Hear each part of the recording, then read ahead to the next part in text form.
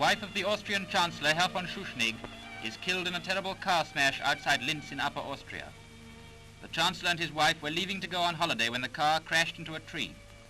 Looking at the wreckage, it seems miraculous that anyone could have come out alive, but the chancellor was not seriously injured. The driver of the car has since died too, so the exact cause of the accident will probably remain an unsolved mystery. The last day of the third test match at Leeds opens with sunshine and some great moments while the English batsmen put on 100 runs in an hour. But at 2:77, Leeds lives up to its cricket reputation and the rain comes down. England go on after to declare at 2:94, and now South Africa are left 270 minutes in which to make 340 to win. But neither the bowling nor the batting can get on top, and another test draws to a close and closes in a draw. The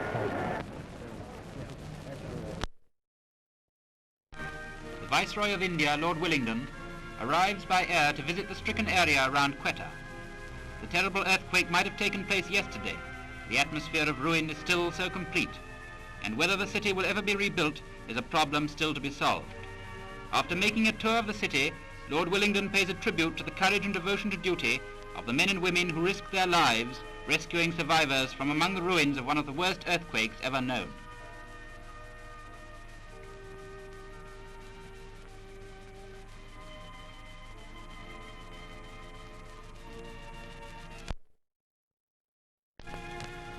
These pictures were taken soon after the fatal plane crash just outside Heston aerodrome.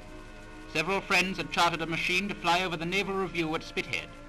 Just after it had taken off, it crashed in flames, and 2 of them were killed and 4 others seriously injured. Terrible floods in New York State bring destruction to thousands of homes. Towns, villages, hundreds of square miles of country are covered to depths varying from 5 to 20 feet. Motorists have to abandon their cars, and in some cases are only saved from drowning by a hair's breadth. Sometimes the flood water rises above the roofs of the cars, trapping the occupants. Sometimes the passengers try to swim to safety, but are carried away by the current.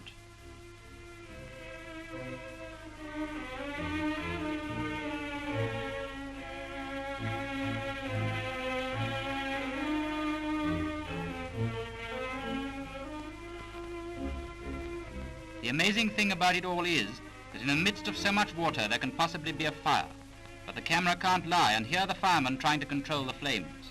Needless to say, the building was not burnt to its foundation. Niagara Falls is probably the most famous beauty spot in the world and is visited every year by tens of thousands of tourists. Although actually there is seldom an accident, it's really a very dangerous place with slippery rocks and overhanging ledges. Periodically the rocks are inspected and any loose parts are blasted away. Here's the line which will ignite the charge from a safe distance. And now we're getting ready for the big moment when tons of rock will fall into the gorge below. Wait for it, it's going up any minute now.